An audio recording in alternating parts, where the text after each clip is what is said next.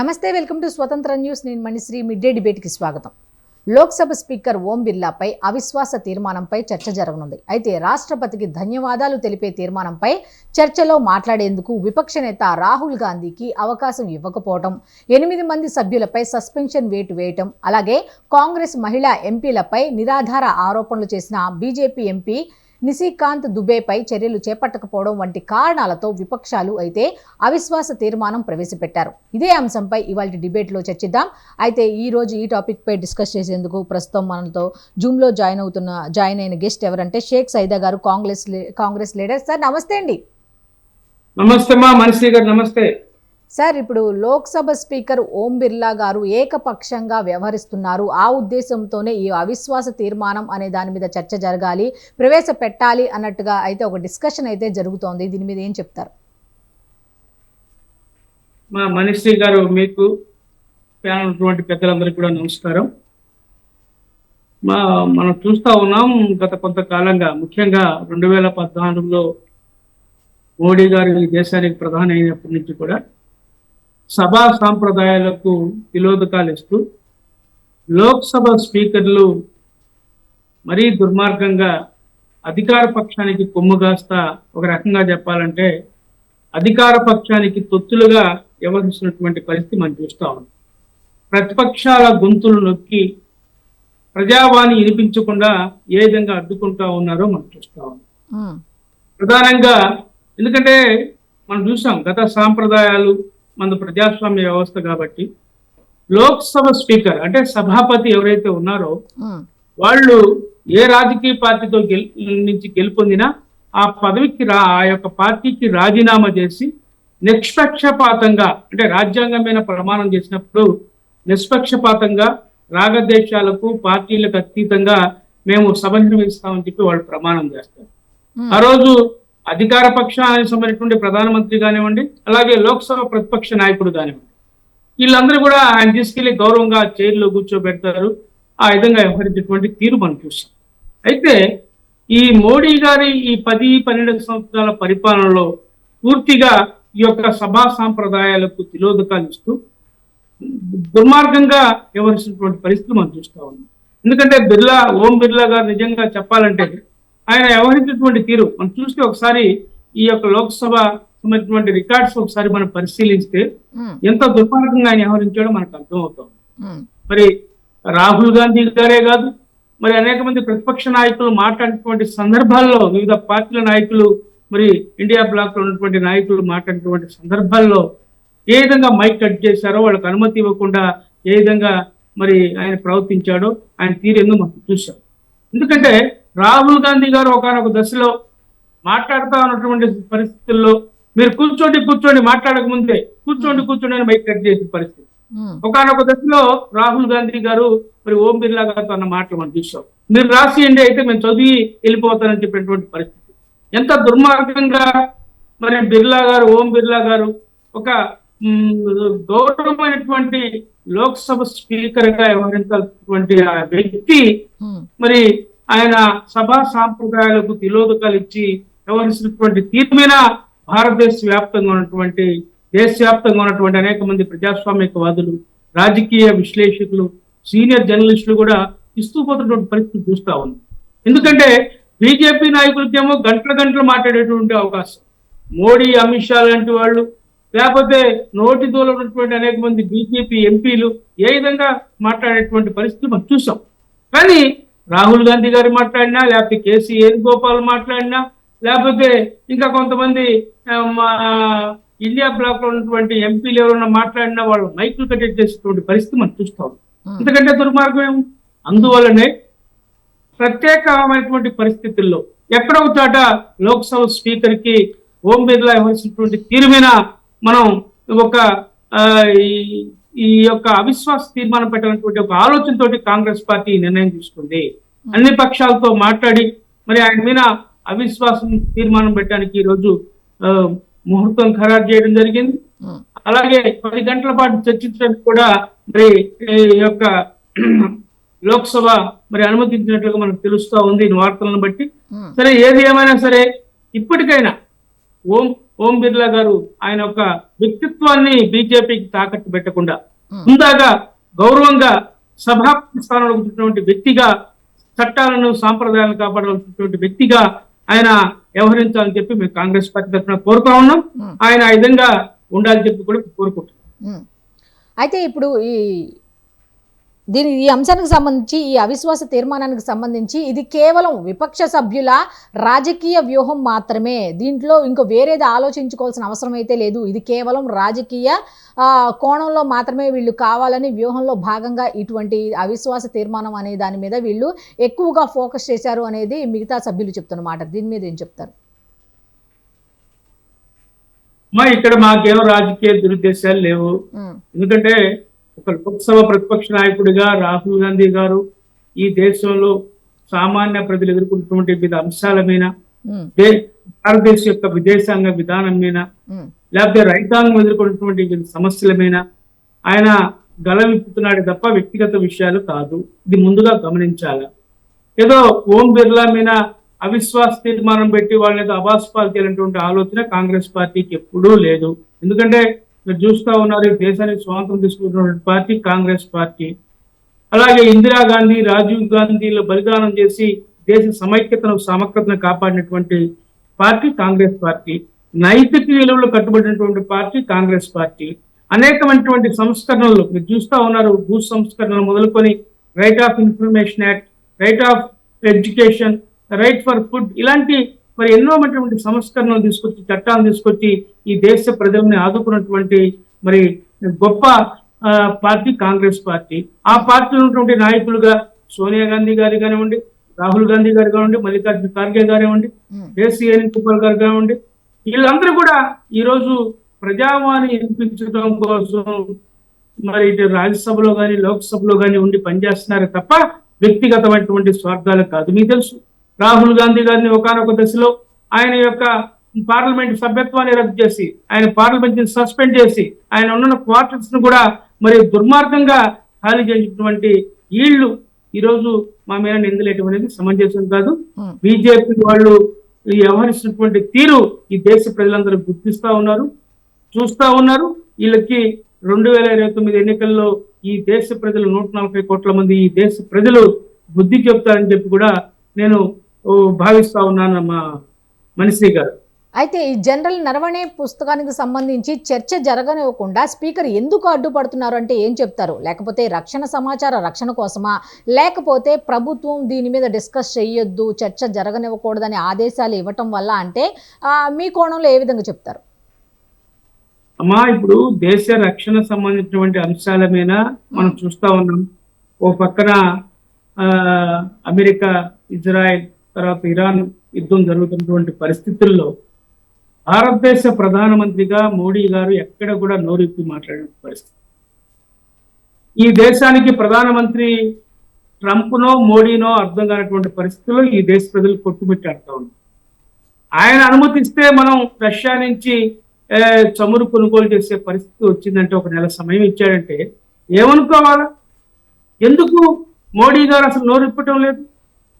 ఎందుకంటే ఇరాన్ అనేక సందర్భాల్లో, ఖుమైనీ గారు మన భారతదేశానికి అనేక సందర్భాల్లో విపత్తుల సమయంలో ఆదుకున్నటువంటి ఆయన చనిపోతే కనీసం నివాళులు అర్పించడానికి కూడా మరి నోరు రాని ఈ ప్రభుత్వం, ఈ బీజేపీ ప్రభుత్వం ఏమనాలి మనం? ఎందుకు మోడీ గారు ట్రంప్ను చూస్తే భయపడుతున్నాడో అయితే మాకైతే అర్థం కాదు. ఎక్కడన్నా ఈయన రహస్యాలు ఎఫ్సిన్ ఫైల్స్ లో మరి ఈయన భాగవతం బయటపడిందని చెప్పి భయపడుతున్నారో మాకైతే అర్థం కాదు. ఎందుకు ఇంత బానిసలాగా? ఎందుకంటే ఆ రోజు బ్రిటిష్ వాడికి ఆ రోజు చూసాం, బీజేపీ పుట్టుకే బానిసత్వంతో పుట్టినటువంటి వ్యవహారం. వాళ్ళు అదే తీరులో ఈ రోజు కూడా వ్యవహరిస్తున్నటువంటి పరిస్థితి చూస్తూ ఉంటే ఇంకా వాళ్ళ గురించి మనం అంతకంటే ఆలోచించాల్సిన అవసరం లేదు.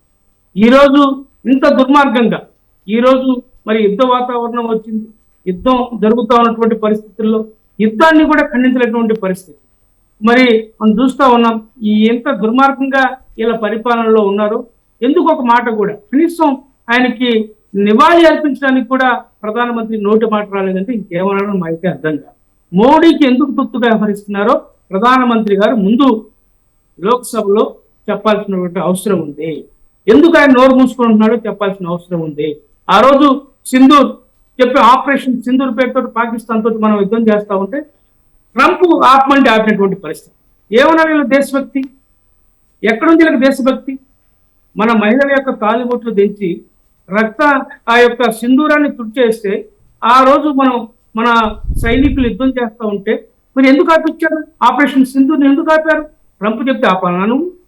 ఇదేనా నీ దేశభక్తి? మోడీ గారు ఎన్ని చెప్పాల్సిన అవసరం ఉంది? ఎందుకు ఈయన నోరు మెదపడం లేదో ఈ దేశ ప్రజలకి 140 కోట్ల మంది ప్రజలకి చెప్పాల్సిన అవసరం ఉంది. ట్రంప్కి వ్యతిరేకంగా అమెరికాకు వ్యతిరేకంగా ఒక మాట కూడా మాట్లాడలేకపోతున్నావే. ఈ రోజు నేమైనటువంటి ఎఫ్స్టైన్ ఫైల్స్ చూసి భయపడుతున్నావా? లేకపోతే నీ మిత్రుడు అదానికి అమెరికాలో ఉన్నటువంటి కేసులకు సంబంధించినటువంటి కేసుల్లో అతను జైలు పోతానని చెప్పి భయపడుతున్నావా? మాకైతే అర్థం కాదు. ఈ రోజు ఇందిరాగాంధీ గారు చూశారు, ఎక్కడూ కూడా వనక్కుండా కొనకుండా మరి ఇందిరాగాంధీ గారు ఏ విధంగా ఆ రోజు మరి వ్యవహరించిందో చూస్తాం. చైనా తోటి కానీ, ఇటు రష్యా తోటి కానీ, అమెరికా తోటి కానీ ఎక్కడ కూడా ఒక ఉక్కు మహిళలాగా మరి నిలబడేటువంటి ధీరవంత ఆమె. ఈ రోజు నీకు ఎక్కడ పోయినా ఖర్చు 56 అంగుళాలు ఛాతీ చెప్పి విశ్వగురు అని చెప్పుకుంటున్నావే. ఎక్కడ నీ విశ్వగురు?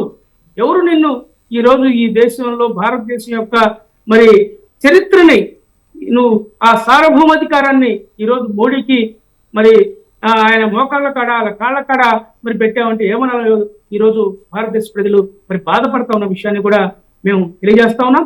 కాంగ్రెస్ పార్టీ అందుకనే ఈరోజు ఈ యొక్క ఓం బిర్లా వ్యవహరిస్తున్నటువంటి తీరు ఏ విధంగా అయితే ప్రతిపక్షాల గొంతులు నొక్కుతా ఉన్నాడో మరి దానికి వ్యతిరేకంగా ఈరోజు కాంగ్రెస్ పార్టీ ఈ యొక్క ఇండియా బ్లాక్ ఉన్నటువంటి అన్ని పక్షాలను ప్రజాస్వామ్యవాదులందరినీ కూడగట్టి ఈ రోజు ఆయన మీద అవిశ్వాస తీర్మానం పార్లమెంట్ లో పెట్టాం. డెఫినెట్ గా ఈ పార్లమెంట్ లో ఈ యొక్క అవిశ్వాస తీర్మానాన్ని మేము నెగ్గగలుగుతామని చెప్పి మేము భావిస్తా ఉన్నాం. అలాగే ఆంధ్రప్రదేశ్ ఉన్నటువంటి అలాగే తెలంగాణ రాష్ట్రం ఉన్నటువంటి ఎంపీలందరూ కూడా, ఎందుకంటే రాజకీయాలకు అతీతంగా ఈ రోజు తెలుగుదేశం అలాగే పవన్ కళ్యాణ్ పార్టీ, జగన్ పార్టీ వీళ్ళు కూడా ఈ అవిశ్వాస తీర్మానానికి మరి అనుకూలంగా ఓట్లేయని చెప్పి కూడా మేము కాంగ్రెస్ పార్టీ తరఫున కోరుతా ఉన్నాం. అలాగే టిఆర్ఎస్ వాళ్ళు కూడా మరి ఈ యొక్క అవిశ్వాస తీర్మానానికి అనుకూలంగా ఓట్లేయని చెప్పి కూడా మేము కోరుతా ఉన్నామమ్మా. అయితే ఇప్పుడు ఈ అవిశ్వాస తీర్మానానికి సంబంధించి ఈ విపక్ష సభ్యులకు సంబంధించిన మెజారిటీ కూడా ఎక్కువ లేదు అన్న మాట అయితే వినిపిస్తుంది. మరి ఆ మెజారిటీ లేకపోగా ఈ అంశాన్ని అవిశ్వాస తీర్మానాన్ని ప్రవేశపెట్టడం వెనుక ఉన్న ఆంతర్యం ఏవి ఉండొచ్చు అనేది అంటే మీరు ఏం చెప్తారు? ఒకటి, ఎందుకంటే వాళ్ళకి మంది బలం ఉండొచ్చు. ఎంత తేడా మీకు తెలుసు? ఎంత 25 మంది అక్కడ ఉన్నటువంటి తేడా. ఆ 25 మందిలో నితీష్ కుమార్ నిన్ననే ఆయన ముఖ్యమంత్రి పదవికి రాజీనామా చేసి వెళ్ళినటువంటి పరిస్థితి, మన రాష్ట్రం నుంచి చంద్రబాబు నాయుడు ఆంధ్రప్రదేశ్ నుంచి పరిస్థితి ఇది. ఎందుకంటే ఈ 2 ఊతకరలు వాస్తవంగా మోడీకి సొంత బలం లేదు.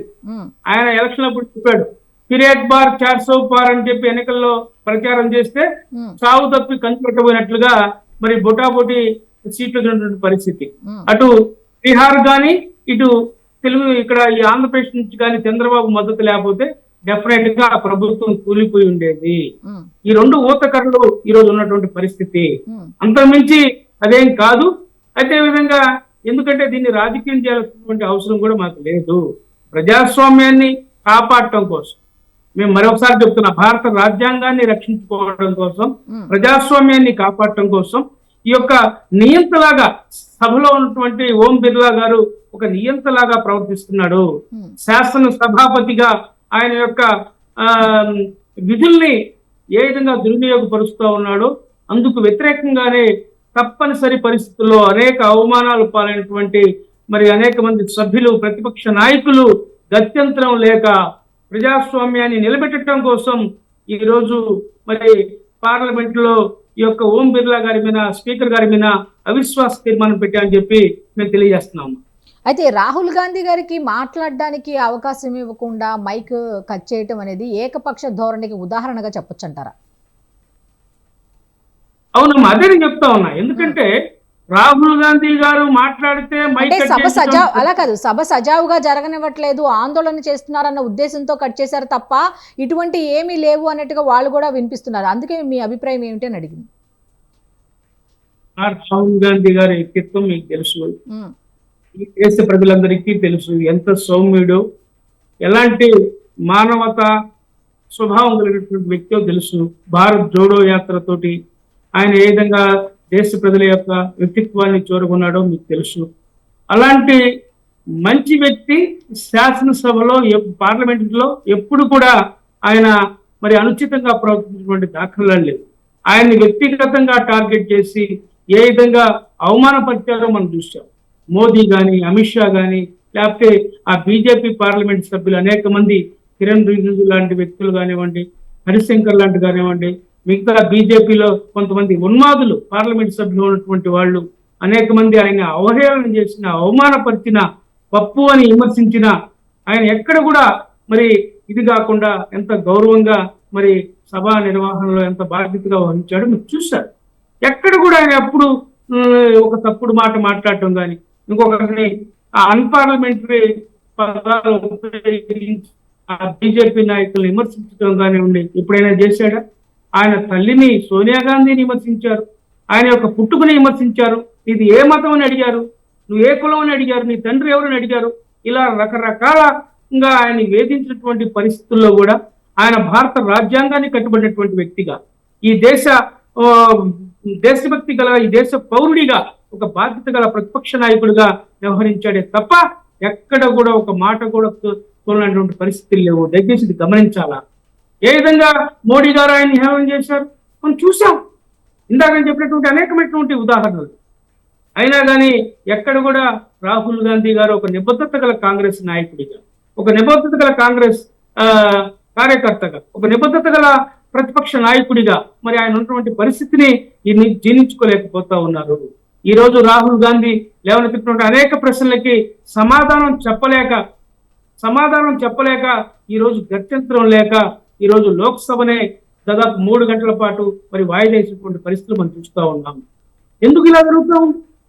ఎందుకు ఈ విధంగా మరి గతంలో మోడీ ఏ విధంగా వ్యవహరించాడో చూసాం. వాళ్ళు ఇష్టానుసారంగా బిల్లులన్నీ పాస్ చేసుకునేవాళ్ళు వన్ సైడ్ గా. ఇప్పుడు ఆ పరిస్థితి లేదు.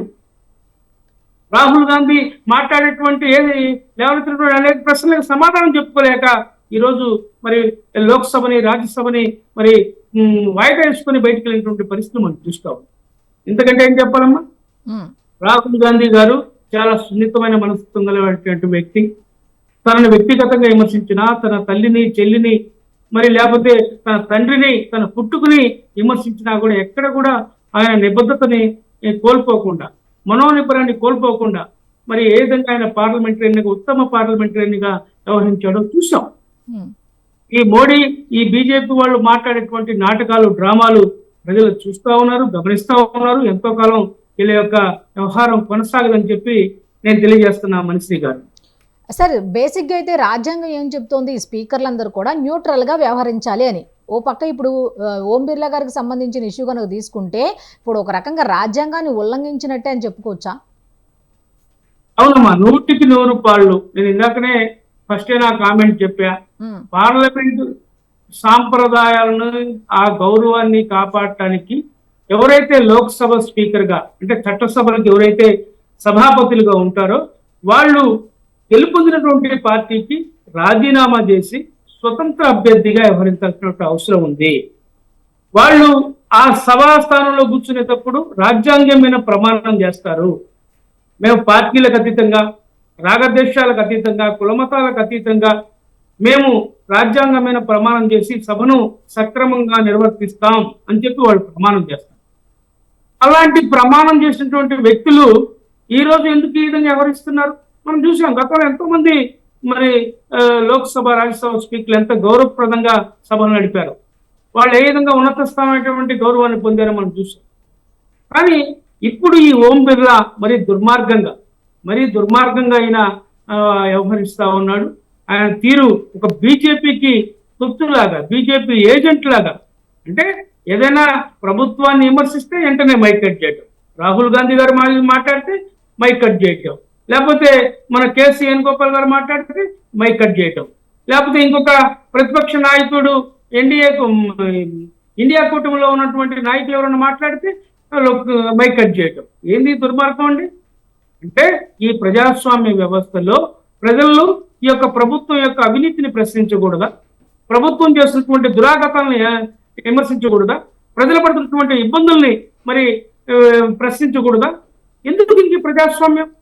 అసలు ఇంకా ఎలక్షన్ లేకుండా మీరే చేసుకోండి, మీరే ఉండండి, 400 మందిని మీరే పెట్టుకొని మీరే నడుపుకోండి. ఎందుకు ఈ గోలంతా? ఎందుకంటే మంత్రి గారు మరీ దుర్మార్గంగా బీజేపీ వాళ్ళు వ్యవహరిస్తా ఉన్నారు. సభా సాంప్రదాయాల్ని, ఈ యొక్క లోక్సభ ఎథిక్స్ ని వీళ్ళు మంట కలుపుతా ఉన్నారు. చట్టాలని గౌరవించడం లేదు. అందువలనే కాంట్ బట్ ఈరోజు ఓం బిర్లా గారి మీద మరి తప్పనిసరి పరిస్థితుల్లో ఈరోజు ఈ యొక్క అవిశ్వాసం మరి తీర్మానాన్ని ప్రవేశపెట్టడం జరిగిందని చెప్పి నేను తెలియజేస్తా ఉన్నాను. అయితే ఈ అవిశ్వాస తీర్మానానికి సంబంధించి పార్లమెంటరీ సంస్కృతిని బలహీనపరుస్తున్నాయా, బలం పరుస్తున్నాయా? బయట ప్రజలు కూడా ఇటు రాష్ట్రాలకు సంబంధించిన అసెంబ్లీలో ఇలాంటి ఇష్యూసే జరుగుతున్నాయి, గవర్నర్ ప్రసంగాలకు సంబంధించి ఇలాంటివే జరుగుతున్నాయి, ఈవెన్ లోక్సభలో కూడా ఇలాంటివే జరుగుతుంటే పార్లమెంటరీ వ్యవస్థ యొక్క గొప్పతనాన్ని సంస్కృతికి సంబంధించి ఆ సంస్కృతిని బలహీనపరుస్తున్నాయా, బలపరుస్తున్నాయా అంటే ఏం చెప్పొచ్చు? నిజంగా మనం చూస్తా ఉన్నాం, మన దేశానికి స్వాతంత్రం 75 సంవత్సరాలు దాటిపోయింది. ఎప్పుడు కూడా ఈ మోడీ గారు ఈ 10-12 సంవత్సరాల ప్రధానమంత్రిగా అయిన తర్వాత ఇటు రాజ్యసభలో లోక్సభలో జరుగుతున్నటువంటి పరిణామాలు చూస్తా ఉన్నాం. అలాగే ఆంధ్రప్రదేశ్ రాష్ట్రంలో కానీ తెలంగాణలో కానీ ఈ 2 రాష్ట్రాల్లో కూడా ఏ విధంగా ఈ పార్టీలు వ్యవహరిస్తున్నాయో మనం చూస్తా ఉన్నాం. అదే గవర్నర్ల వ్యవస్థను అడ్డం పెట్టుకొని మనం చూస్తా ఉన్నాం. మన కేరళ విషయంలో అలాగే జరిగింది, కర్ణాటకలో అలాగే జరిగింది, తమిళనాడులో అట్లే జరిగింది. ఆ గవర్నర్లు మరి ఏ విధంగా కేంద్ర ప్రభుత్వ తొత్తుల్లాగా వ్యవహరిస్తూ శాసనసభ కార్యకలాపాలను ఏ విధంగా ఇబ్బంది పెట్టారో మనం చూసాం. ఎందుకంటే చట్టాలకి అతీతంగా వీళ్ళు వ్యవహరిస్తా ఉన్నారు. వీళ్ళకంటే చట్టం అంటే గౌరవం లేదు, భారతీయ సంస్కృతి అంటే గౌరవం లేదు, భారతీయ సాంప్రదాయాలు అంటే గౌరవం లేదు.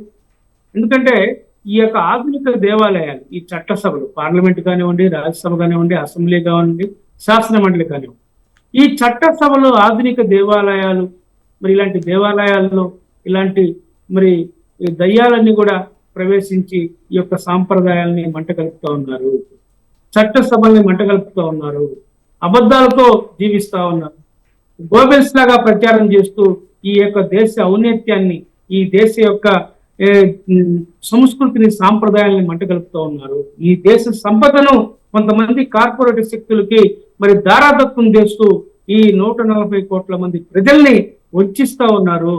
అందుకనే ఈ దేశం ఇలా ఈ విధంగా తగలబడిపోతా ఉంది. ఈ రోజు ఈ యుద్ధం వల్ల మనం చూస్తా ఉన్నాం ఏ విధంగా రేట్లు పెరిగిపోతున్నాయి. ఇప్పటికే గ్యాస్ సిలిండర్ మనం చూసాం. నిన్న మార్చి 8 అంతర్జాతీయ మహిళా దినోత్సవ సందర్భంగా 60 రూపాయలు గ్యాస్ సిలిండర్ మీద పెంచారు. డొమెస్టిక్ మీద 60, కమర్షియల్ మీద 160 రూపాయలు గ్యాస్ సిలిండర్ పెరిగినటువంటి పరిస్థితి. ఈ విధంగా చెప్పుకుంటే రేపు ఎల్లుండో పెట్రోల్, డీజిల్ అన్ని కూడా మరి పెరిగిపోయేటువంటి పరిస్థితి. ఈ యొక్క ఏదైతే మరి చమురు ధరలు పెరుగుతాయో దాని ప్రభావం అన్ని కమోడిటీస్ మీద, నిత్యావసర వస్తువుల మీద, పాలు, మరి కూరగాయలు, నిత్యావసర వస్తువులు అన్నిటి మీద పడేటువంటి పరిస్థితి ట్రాన్స్పోర్ట్ రంగం ద్వారా. ఈ విధంగా ధరలు పెరిగిపోయేటువంటి పరిస్థితి కూడా ఏర్పడిపోయింది. మోడీ గారేమో ఒక్క మాట కూడా మరి మాట్లాడేటువంటి పరిస్థితి. ట్రంప్ కి బానిసగా మారిపోయాడు ఈ మోడీ ఒక మాటలో చెప్పాలంటే. దీని మీద మా యూత్ కాంగ్రెస్ వాళ్ళు ఢిల్లీలో ఏఐ సదస్సులో సమ్మిట్ లో నిరసన తెలిపితే దుర్మార్గమైనటువంటి కేసు మా యూత్ కాంగ్రెస్ జాతీయ అధ్యక్షుడి మీద మరి దేశ ద్రోహం నేరం కింద అరెస్ట్ చేసి జైలు పంపినటువంటి దుర్మార్గమైన పరిస్థితి. ఈ విధంగా ఉంటే ఈ దేశ సార్వభౌమత్వం ఏమైపోద్ది, ఈ దేశ ప్రజాస్వామ్య వ్యవస్థ ఏమైపోద్ది, ఈ వ్యవస్థలన్నీ కూడా కూలిపోయేటువంటి పరిస్థితులు చాలా స్పష్టంగా కనిపిస్తున్నాయని చెప్పి నేను మీ ద్వారా తెలియజేస్తున్నానమ్మా మనసి గారు. అయితే ఇప్పుడు ఈ పార్లమెంట్కి సంబంధించి ప్రధానమంత్రి నరేంద్ర మోదీ గారి మీద మహిళా ఎంపీలందరూ కూడా టార్గెట్ చేసి దాడులు చేయబోయారు అన్నట్టుగా ప్లాన్ చేశారు అన్నట్టుగా అనే విషయం కూడా మాట్లాడుకోవడం జరిగింది. దీని మీద కూడా అవిశ్వాస తీర్మానం ప్రవేశపెట్టే యోచనలో ఉన్నట్టుగా అని కూడా ఇందాక కూడా మనం చెప్పుకోవడం జరిగింది. ఇది వాస్తవమే అంటారా? ఈ వ్యాఖ్యలను ఎలా చూసుకోవచ్చు? కదమ్మా, ఇప్పుడు మోడీ గారి మీద మహిళా పార్లమెంట్ సభ్యులు ఎందుకు దాడి చేస్తారమ్మా? అసలు ఇది ఏదైనా ఉందా? ఏదైనా దగ్గర వాళ్ళ దగ్గర ఉంటే ఎవిడెన్స్ ఉంటే చూపించమనండి. పార్లమెంట్ రికార్డ్స్ లో రికార్డ్ అయి ఉంటుంది కదా, విజువల్స్ ఉంటాయి కదా, చూపించమనండి. ఎందుకు ఈ విధంగా దుర్మార్గంగా మాట్లాడతారు? మోడీ మీద మహిళా పార్లమెంట్ సభ్యులు దాడి చేస్తారా? ఇది ఎక్కడన్నా అసలు ఉందా? ఎందుకు ఈ విధంగా కావాలని గోబెల్స్ ప్రచారం చేస్తున్నారు? అంటే వాళ్ళకు వాళ్ళే మాట్లాడుకొని వాళ్ళే ఈ విధంగా అనుకొని ఏదో ఒక అబద్ధం చెప్పేసి ఈ విధంగా చేయటం అనేది సమంజసం కాదు. ప్రజలు వాళ్ళ చేష్టలు చూసి నవ్వుకుంటున్నారు. ఈ దేశ ప్రజలు 140 కోట్ల మంది ఈ భారతదేశ ప్రజలు వాళ్ళని చూసి నవ్వుకుంటున్నారు. ఎందుకంటే ఇంకా చెప్పాల్సిన పని లేదమ్మా నేను అనుకుంటున్నాను మనశ్రీ గారు. అయితే విపక్షాలు ఈ అవకాశాన్ని రాహుల్ గాంధీని ప్రజలు మర్చిపోయారు, కాంగ్రెస్ పార్టీని ప్రజలు మర్చిపోయారు, కావాలని రాహుల్ గాంధీ పేరుని ప్రజల్లో నానటానికి, ప్రజల నోట్లో నానడానికి, ప్రజలకి రాహుల్ గాంధీ అనే ఒక అతను ఉన్నాడు కాంగ్రెస్కి సంబంధించిన విషయం హైలైట్ చేసుకోవడానికి మాత్రమే ఈ అవిశ్వాస తీర్మానాన్ని అనే పదం ఎక్కువగా విపక్ష సభ్యులు వాడుతున్నారు అనే బీజేపీ నేతల వ్యాఖ్యలపై ఏం చెప్తారు? రాహుల్ గాంధీ గారు ఆయన ఏదో అక్కడ ఉన్నాడు, ఆయన మనుగడ కోసమో లేకపోతే ఆయన ఉన్నాడు అనిపించుకోవడం కోసమో ఈ యొక్క లోక్సభలో అవిశ్వాస తీర్మానం పెట్టారు బిర్లా గారిని అని చెప్పి అంటాం సమంజసం. ఎందుకంటే అవసరం కూడా లేదు. ఈరోజు కాంగ్రెస్ పార్టీకి 100 మంది పార్లమెంట్ సభ్యులు ఉన్నారు. ఇండియా బ్లాక్ లో మరి మీరు చూస్తూ ఉన్నారు ఎంతమంది సభ్యులు ఉన్నారో, ఏ విధంగా ఉన్నాము. మేము ఆయన గురించి ఏదో ప్రచారం చేసుకోవటం కోసమో రాహుల్ గాంధీ గారి యొక్క హీరోత్వాన్నో లేకపోతే ఆయన హీరోతత్వాన్నో నిరూపించుకోవడం కోసం మేము ఈ యొక్క ఓం బిర్లా గారి మీద, స్పీకర్ గారి మీద అవిశ్వాస తీర్మానం పెట్టలేదు. ప్రజాస్వామ్యాన్ని కాపాడటం కోసం, ఈ దేశ సార్వభౌమత్వాన్ని నిలబెట్టుకోవటం కోసం, అలాగే ఈ యొక్క ఓం బిర్లా గారు చేస్తున్నటువంటి అనాలోచన విధానాలకు వ్యతిరేకంగా ఆయన ఒక అన్ని రాజకీయ పార్టీలకు మరి సమాన భావంతో చూడాల్సినటువంటి ఒక తండ్రి లాంటి పాత్ర పోషించాల్సినటువంటి ఓం బిర్లా గారు ఏకపక్షంగా వ్యవహరిస్తున్నాడు. ప్రతిపక్ష పార్టీల పార్లమెంట్ సభ్యులు మాట్లాడితే వాళ్ళు గొంతు నొక్కుతా ఉన్నారు, మైక్ కట్ చేస్తా ఉన్నారు, ప్రజావాణిని వినిపించకుండా ఆయన అడ్డుకుంటున్నాడు. అందుకనే ఈరోజు తప్పనిసరి పరిస్థితుల్లో బట్ ఈరోజు కాంగ్రెస్ పార్టీ మరి లోక్సభ స్పీకర్ ఓం బిర్లా గారి మీద అవిశ్వాసం తీర్మానం పెట్టింది. నో కాన్ఫిడెన్స్ మోషన్ ని ఈ రోజు పెట్టడం జరిగింది తప్ప ఇంకొకటి కాదు. దయచేసి అర్థం చేసుకోవాలని చెప్పి మేము బీజేపీ నాయకులను కూడా కోరుతా ఉన్నాం తల్లి. ఓకే అండి. నెక్స్ట్ అనలిస్ట్ వీరశేఖర్ గారు కూడా జాయిన్ అయ్యారు జూమ్ లో, ఆయనతో కూడా మాట్లాడే ప్రయత్నం చేద్దాం. నమస్తే అండి. నమస్తే మేడం. సార్, ఓం బిర్లా గారి ఏకపక్ష ధోరణి వల్ల అవిశ్వాస తీర్మానానికి దారి తీసింది అనే వ్యాఖ్యల మీద ఏం చెప్తారు? వాస్తవంగా ప్రజాస్వామ్య వ్యవస్థలో ఈ పార్లమెంటరీ స్పీకర్ పాత్ర అనేది అత్యంత గౌరవప్రదమైన పాత్ర. ఇలాంటి పాత్రలో ఉన్నప్పుడు రాజకీయాలకు అతీతంగా రాజ్యాంగబద్ధంగా నడుచుకోవాల్సిన పాత్ర అలాంటిది. కానీ ఈయన రాజ్యాంగబద్ధంగా నడుచుకోవాల్సిన పరిస్థితుల్లో కొంచెం దూకుడుగా లేక కొంత ఫేవర్ గా చేయటం అనేది ఖచ్చితంగా విపక్షాల నుంచి ప్రధాన ఆరోపణలు. రాష్ట్రపతి ధన్యవాద తీర్మానంపై రాహుల్ గాంధీ గారికి మాట్లాడే అవకాశం ఇవ్వలేదనేది ఆయన మీద ఉన్న ఆరోపణ. ఆ 8 మంది ఎంపీలను సస్పెండ్ చేయడం గురించి కూడా సస్పెండ్ చేయడం ద్వారా విపక్షం స్వరాన్ని అంటే విపక్షాలకి మాట్లాడే హక్కుని ఈయన అణచివేశారు, ఆ హక్కుని అణచివేశారనే విమర్శ కూడా ఎదుర్కొంటా ఉన్నారు. ఇలాంటి పరిస్థితి రావటం, ఒక పార్లమెంట్ స్పీకర్ కి ఇలాంటి పరిస్థితి రావటం అనేది చాలా రాజ్యాంగబద్ధంగా ఇది కరెక్ట్ అయింది కాదు. కాబట్టి ఇలాంటి పరిస్థితిని అనేది ఈ మళ్ళీ తలెత్తకుండా ఇదేమి నిలబడేది కాదు, లేకపోతే ఈ అవిశ్వాస తీర్మానంలో ఎవరు ఇది చేసేది కాదు. కానీ ప్రతిపక్షానికి వాయిస్ పెంచే విధంగా, ప్రతిపక్షానికి బలం చేరే, ప్రజల్లో సానుభూతి పెరిగే విధంగా ఉంటుంది అనేది మనం అందరం తెలుసుకోవాల్సిన విషయం. కాబట్టి రాజకీయంగా దీన్ని ఉపయోగించుకోవటం అనేది, ప్రతిపక్షం అనేది ఉపయోగించుకోవటం అనేది దీనివల్ల జరుగుతుంది.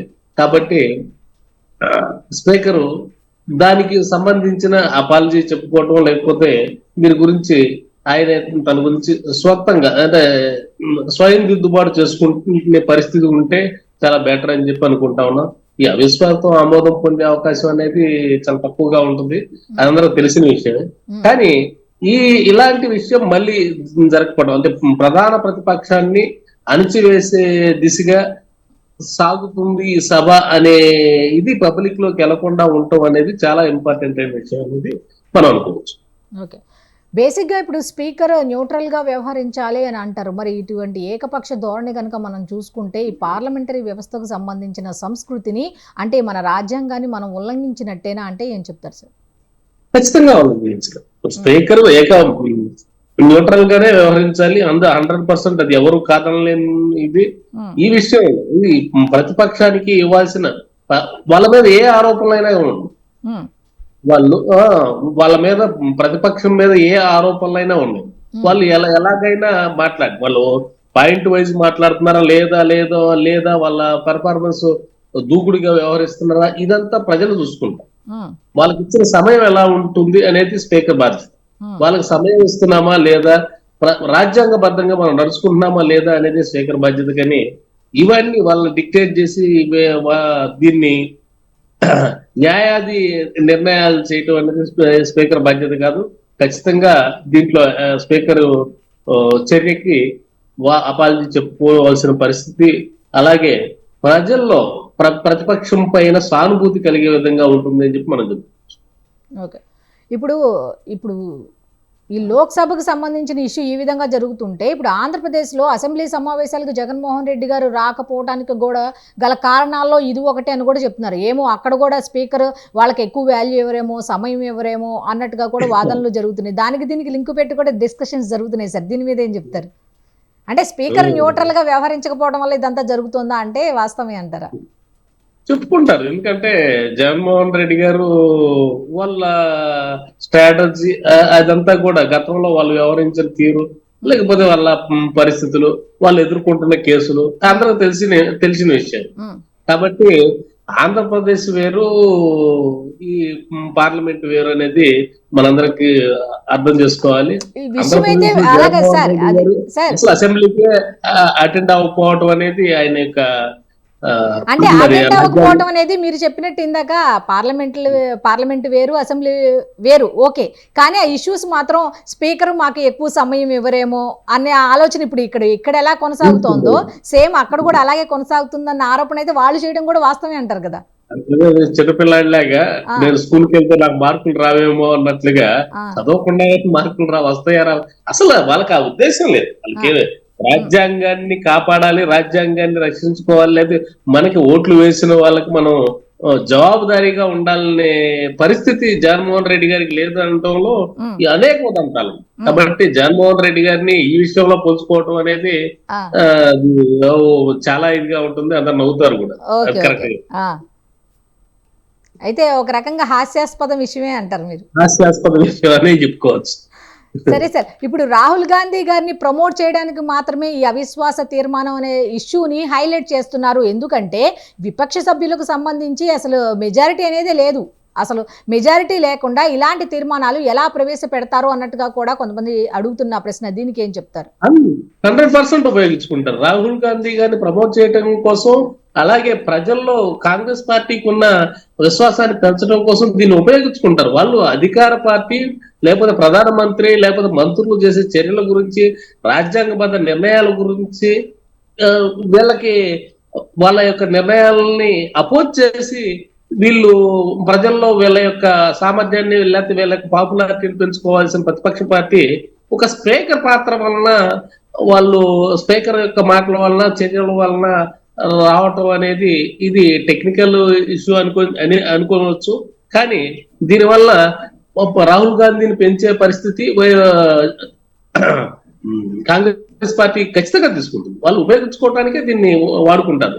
అది విశ్వాస తీర్మానం బలపడుతుందా లేకపోతే దానివల్ల అది నెగ్గుతుందా నెగ్గదా అనేది వాళ్ళకి ఇష్యూ కాదు. వాళ్ళకి అది కావాల్సింది కూడా కాదు. 100% రాహుల్ గాంధీ గారిని ప్రమోట్ చేసుకోవడం కోసం దీన్ని వాడుకుంటారు. 100% అందరూ తెలిసిన విషయం. అంటే 2019 నుంచి 24 వరకు కూడా చూసుకుంటే ఇలాంటి అవిశ్వాస తీర్మానాలు కానీ, ఇలాంటి ఎలిగేషన్స్ కానీ, ఇలాంటి మాటలు కానీ ఏమీ రాలా. సో ఇప్పుడు మాత్రమే కేవలం రావడంపై ఒక రకంగా రకరకాల మాటలు అయితే వినిపిస్తున్నాయి. దీని మీద ఏం చెప్తారు? అధికారం ఎక్కువ కాలం అధికారం చేపట్టిన బీజేపీ భారతీయ జనతా పార్టీకి కూటమికి స్పీకర్ పాత్ర నుంచి వచ్చిన లేకపోతే వాళ్ళకి ఎటువంటి మంత్రుల నుంచి కానీ ఎటువంటి కానీ లేకపోతే వీళ్ళని విమర్శించే పరిస్థితి, అర్థం చేసుకునే పరిస్థితి రాహుల్ గాంధీ గారి ఆ టీంకి లేకపోవటం అనేది మనం చెప్పుకోవచ్చు. లేకపోతే ఆ సిచ్యువేషన్ రాలేకపోవటం అనేది మనం చెప్పుకోవచ్చు. కానీ ఇక్కడ ఇష్యూ అనేది పార్లమెంట్ లో ఇక్కడ స్పీకర్ ద్వారా అవకాశం రావటం అనేది యాదృచ్ఛికం అయినా కూడా దీన్ని ఉపయోగించుకోవడంలో ఖచ్చితంగా ప్రతిపక్ష పార్టీ కాంగ్రెస్ పార్టీ ముందుంటుంది. దాన్ని అవకాశాన్ని పూర్తిగా వినియోగించుకుంటుందని చెప్పి మనందరికి తెలిసిన విషయం. అయితే విపక్ష సభ్యులకు సమయం ఎందుకు ఇవ్వలేకపోతున్నారు, అసలు ఆ సమయాన్ని ఈక్వల్ గా ఎందుకు షేర్ చేయలేకపోతున్నారంటే ఏం చెప్తారు? వాళ్ళ దూకుడు, ఇప్పుడు వీళ్ళు చెప్పే ఒకటే మాట, వాళ్ళ దూకుడు స్వభావం, లేకపోతే విశిక్షణ లేకుండా క్రమశిక్షణ లేకుండా మాట్లాడటం, అవన్నీ స్పీకర్ జడ్జి చేయాల్సిన పరిస్థితి స్పీకర్ది కాదు.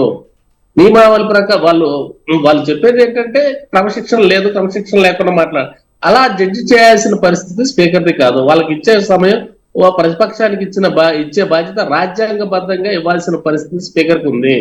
ఖచ్చితంగా అది ఇవ్వాల్సిందే. అంతేగాని వాళ్ళు రావట్లేదు, వస్తున్నారు, లేకపోతే వాళ్ళు సరిగ్గా మాట్లాడట్లేదు, ఇవన్నీ జడ్జి చేయాల్సిన పరిస్థితి కాదు. కాబట్టి వాళ్ళు గతంలో వీళ్ళ యొక్క మాటలు లేకపోతే వీళ్ళ యొక్క చర్యలు, వీళ్ళ యొక్క ఆరోపణల దృష్ట్యా ఆయన జడ్జి చేసుకుని ఉండొచ్చు. కానీ ఆ జడ్జి చేయటం అనేది స్పీకర్ యొక్క బాధ్యత కాదు. ఇది టెక్నికల్ ఇష్యూయే కానీ రాజ్యాంగబద్ధంగా లేకపోతే ఎన్డీఏ కూటమికి కానీ పార్టీకి కానీ ఎటువంటి నష్టం ఉండకపోదు అని చెప్పి మనం అనుకోవచ్చు. అయితే ఈ అవిశ్వాస తీర్మానాన్ని ఏదో ఒకటి తేల్చే వరకు కూడా సభను అయితే సజావుగా సాగనివ్వము అని చెప్పి ఒక రకంగా ఆందోళనకర పరిస్థితులు అయితే సభలో జరుగుతున్నట్టు తెలుస్తుంది. అయితే దీని మీద ఎటువంటి డెసిషన్ తీసుకుంటారు, ఏం చేయబోతున్నారు అనే దాని మీద ఏం చెప్పొచ్చు మీరు? నిర్ణయం తీసుకునేది ఆల్రెడీ తీసుకున్నారు, వాళ్ళకి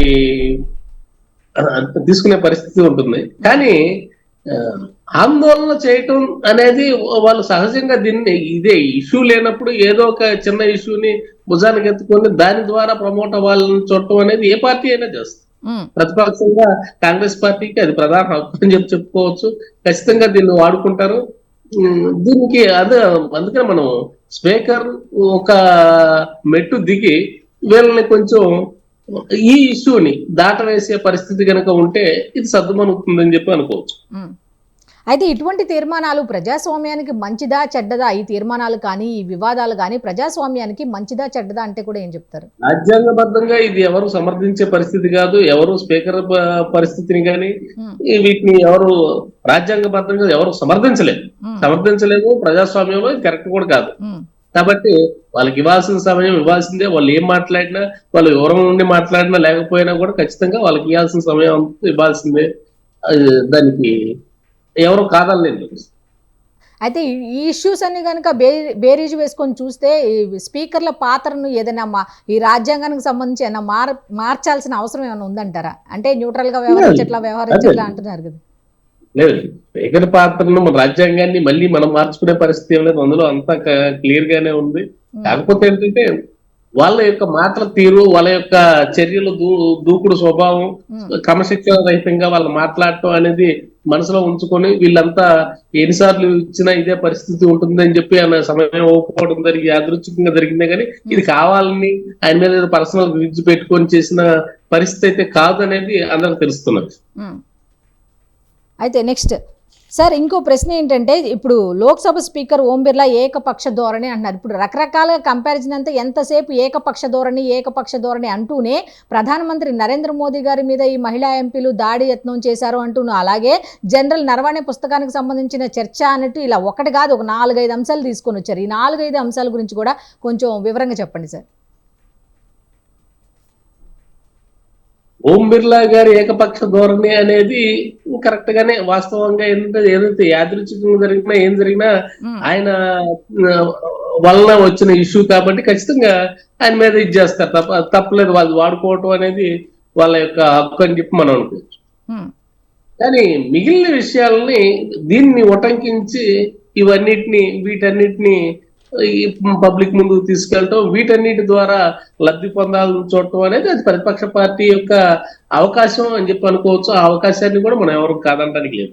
ఇలాంటి అవకాశం వచ్చినప్పుడే వాళ్ళు పబ్లిక్ లోకి వెళ్ళడానికి అవకాశం ఉంటుంది. లేకపోతే వీళ్ళు ఎన్ని చెప్పినా కూడా ప్రధానమంత్రి మోడీ గారి మీద ఇప్పుడున్న సిచ్యువేషన్ లో, యుద్ధ వాతావరణంలో మన దేశానికి వస్తున్న ఎటువంటి ఇబ్బంది లేకుండా, ఇప్పుడు ప్రపంచంలో రెండు రకాలుగా విడిపోయి యుద్ధాలు చేసుకున్న పరిస్థితుల్లో మనం సేఫ్టీగా ఉన్న పరిస్థితులు, ప్రపంచంలో సేఫెస్ట్ ప్లేస్ ఏది అంటే ఇండియా అనేది చెప్పుకునే పరిస్థితుల్లో ఇలాంటి విషయంలో మోడీ గారి మీద వీళ్ళు ఆరోపణలు చేయటం అనేది అది చాలా ఛాలెంజింగ్ తో కూడుకున్న పరిస్థితి. అలాంటి పరిస్థితికి వీళ్ళు వచ్చారంటే ఇది ఒక దీనివల్లే అని చెప్పుకోవచ్చు, కానీ ఇంక వేరే అవకాశం అనేది లేదు. ఓకే సార్, నెక్స్ట్ సైదా గారు, ఒకవేళ ఈ స్పీకర్ తీర్మానం కనుక సఫలం అయితే అయ్యే అవకాశాలు ఏమైనా ఉన్నాయంటారా? మనశ్రీ గారు, ఇప్పుడు ఎందుకంటే వాళ్ళకి మంది బలం ఉంది లోక్సభలో. సరే, అన్ని మన రాష్ట్రంలో ఉన్నటువంటి పార్టీలన్నీ కూడా మన జగన్ పార్టీతో సహా కూడా అన్ని బీజేపీకి అనుకూలంగా ఎవరినటువంటి పార్టీలు, మీకు తెలియంది కాదు. సరే, వాళ్ళ కనుక ప్రజాస్వామ్యబద్ధంగా ఈయన ఓం బిర్లా స్పీకర్ గారు ఎవరిసినటువంటి తీరుని వ్యతిరేకించాలనేటువంటి ఒక భావనతో వచ్చినట్లయితే డెఫినెట్ గా తీర్మానం నెగ్గిద్ది. అవిశ్వాస తీర్మానం నెగ్గాలని మేము కోరుకుంటున్నాం. ప్రజాస్వామ్యబద్ధంగా రాజకీయాలకు అతీతంగా వ్యవహరించాల్సినటువంటి లోక్సభ స్పీకర్ గారు వ్యవహరిస్తున్నటువంటి తీరు అప్రజాస్వామ్యకంగా ఉంది.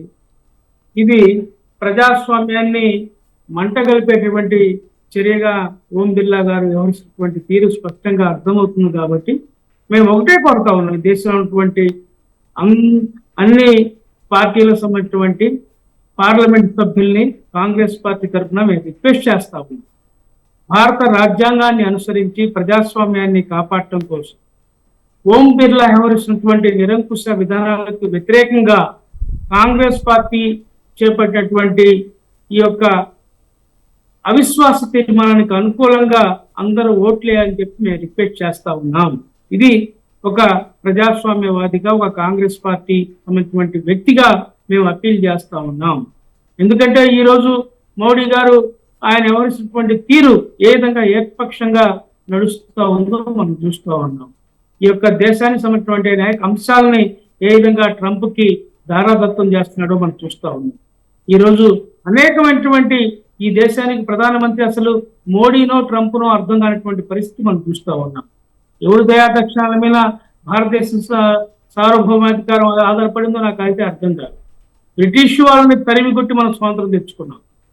అలాంటి కొన్ని లక్షల మంది బలిదానాలు చేసి ఈ దేశానికి స్వాతంత్రం తీసుకొచ్చుకొని మనం ప్రపంచంలోని అతిపెద్ద ప్రజాస్వామ్య దేశంగా మనగలుగుతున్నటువంటి మనం ఈరోజు ట్రంప్ చేతుల్లో మరి చిక్కుకొని ఆ యొక్క ట్రంప్ కి బానిసల్లాగా ప్రధాని మోడీ వ్యవహరించడం, ఈ దేశ 140 కోట్ల మంది ప్రజల్ని తాకట్టు పెట్టడం అంటే చాలా దుర్మార్గం.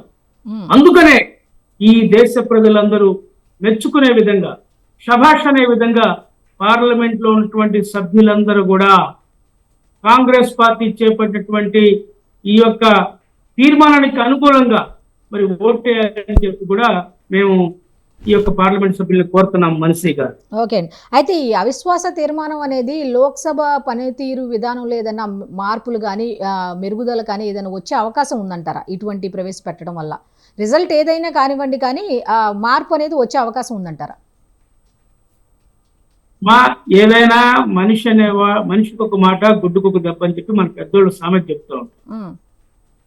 ఇప్పుడు ఓం బిర్లా గారు కూడా ఆలోచించుకోవాలి, ఎందుకు ఇంతమంది నా మీద అవిశ్వాస తీర్మానం పెట్టారు, నేను ఎక్కడ తప్పు చేస్తా ఉన్నాను అనేది ఆయన ఆలోచించుకోవాలి, ఆయనలో మార్పు రావాలి. ఎందుకంటే ఆయన కూడా ఈ సమావేశాలకు దూరంగా ఉన్నాడు, మనం చూస్తా ఉన్నాం. సరే, ఒకవేళ ఈ యొక్క శాసనసభ నేనైతే అనుకోవటం మరి తీర్మానం నెగ్గిద్దా లేదనేది, కానీ ఇది ప్రతిపక్షాల ఐక్యతకు ఇది ఒక చిహ్నం.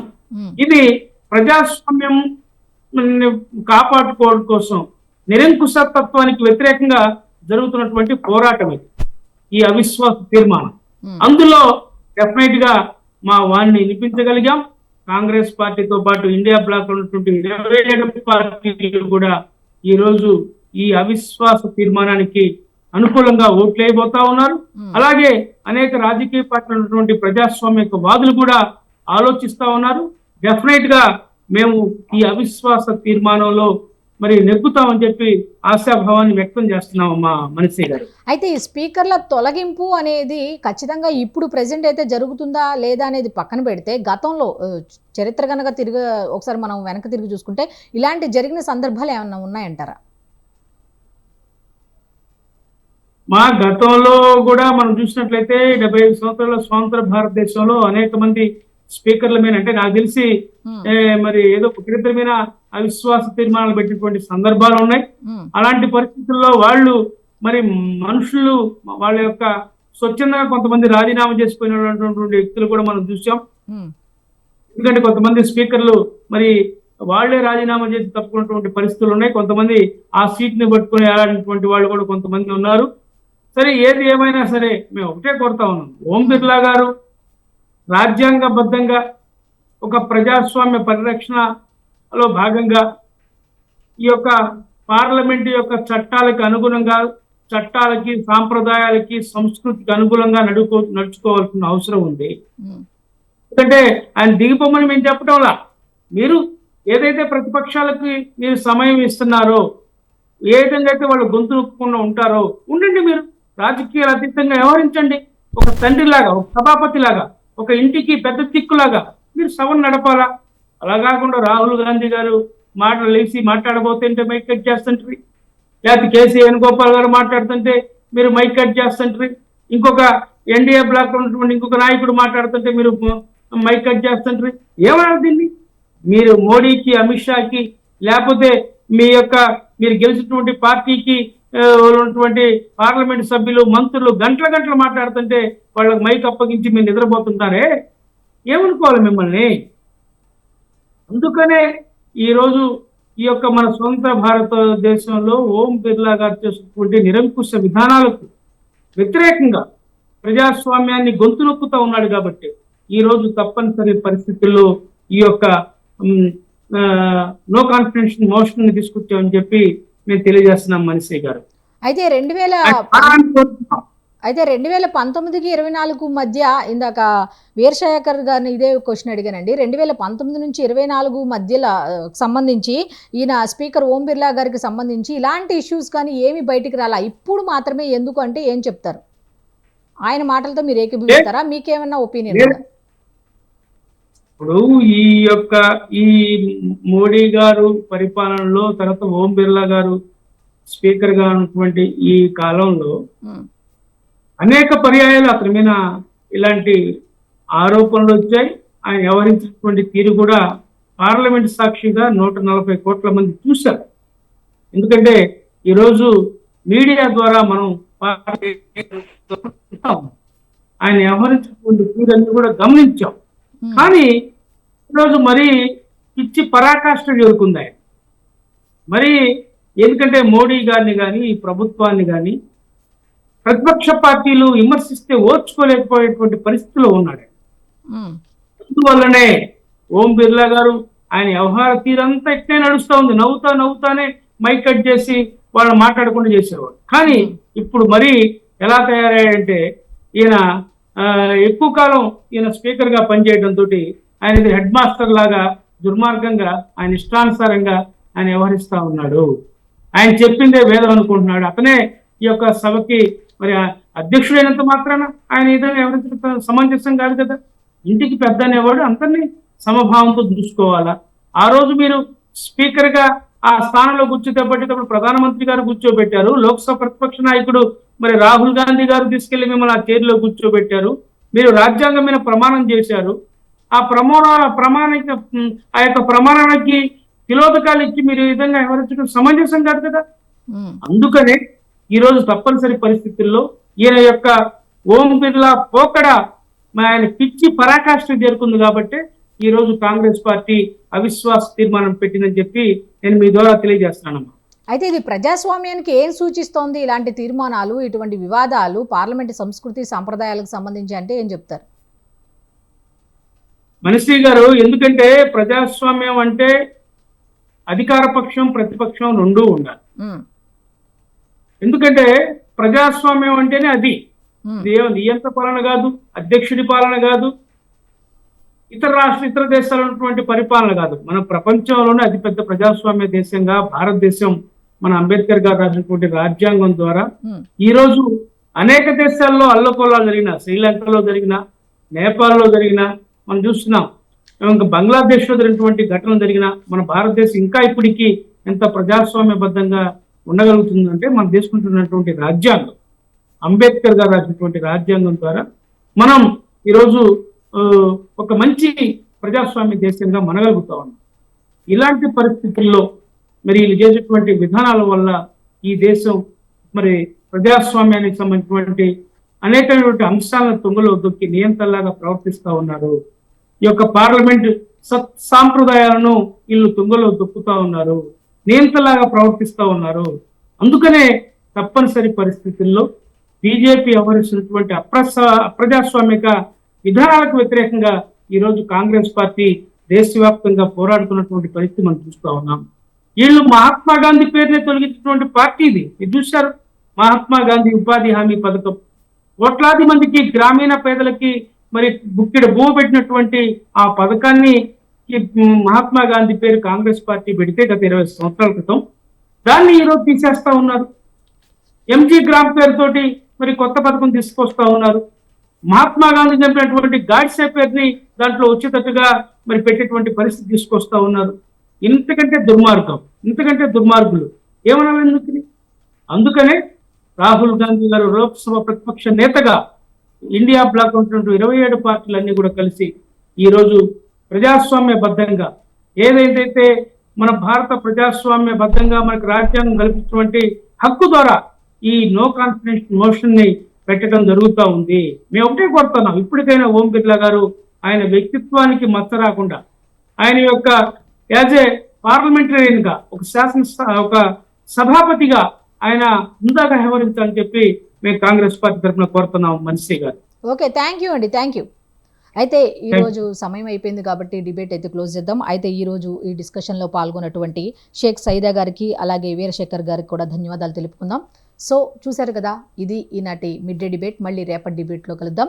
అంతవరకు స్టే ట్యూన్ స్వతంత్ర న్యూస్.